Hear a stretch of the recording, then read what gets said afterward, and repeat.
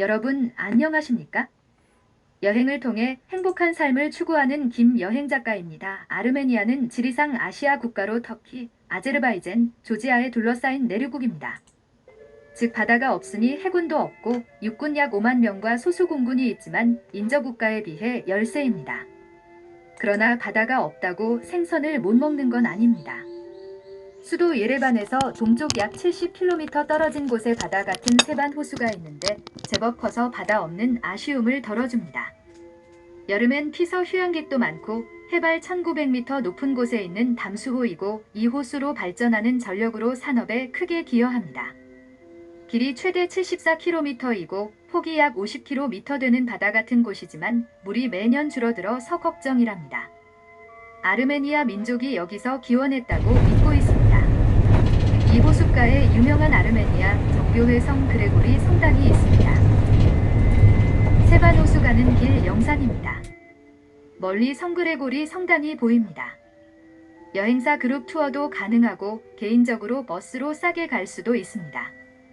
다만 세반시 버스 터미널에서 호수까지 약 5km를 택시 타고 들어가야 합니다. 겨울엔 꽁꽁 얼어서 마치 시베리아 바이칼 호수 같습니다. 가는 길에 가르니 신전을 봅니다. 아자트 강가에 세워진 그레코 로마 형식입니다. 군대가 주둔했던 성체터가 있고 여기서 안나는 석조 기둥은 소아시아에서 수입한 것으로 보며 태양신을 위해 기원 1세기 경 건축했고 17세기 지진으로 붕괴된 것을 재건한 아르메니아 보물입니다. 그리스도교가 국교인 아르메니아에 이 유적이 남아있는 것은 문화적 가치가 워낙 크기 때문이라고 합니다. 5,000드람 지폐에도 있을 정도입니다. 다음 게르히르트 수도원과 성당입니다. 지금도 산골짜기 험준한 바위산인데 그 옛날 4세기에 어떻게 그렇게 짓고 살았는지 경외심이 듭니다. 온통 바위를 뚫고 기도실을 만들고 자립한 모습입니다. 안타깝게도 지금은 수도자 지원자도 없고 하여 폐쇄된 수도원 성당인데 전 세계에서 순례 목적으로 많이 오므로 관광 자원으로 열고 있습니다. 작은 성전제대를 보니 성모님이 아기 예수님을 안고 있는 성상입니다. 드디어 세반 호수입니다. 겨울이라 꽁꽁 얼어서 시베리아 바이칼 호수 같습니다.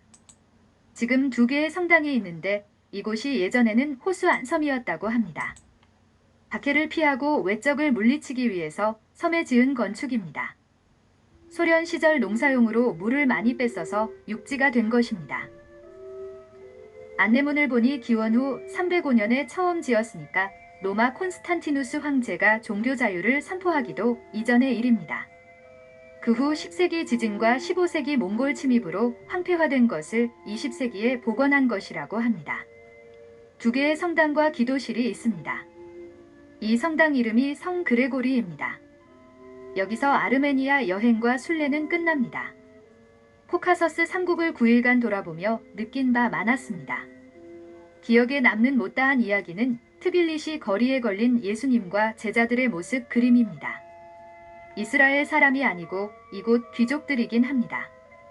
또한 정교회에서 거행되는 결혼식도 구경했습니다. 정교회 전통에 따라 당사자는 물론 하객들도 모두 서서 예식에 참석합니다. 혼인 예식을 마치고 나면 사제와 신랑 신부가 함께 손들 잡고 둥글게 원을 따라 행진합니다.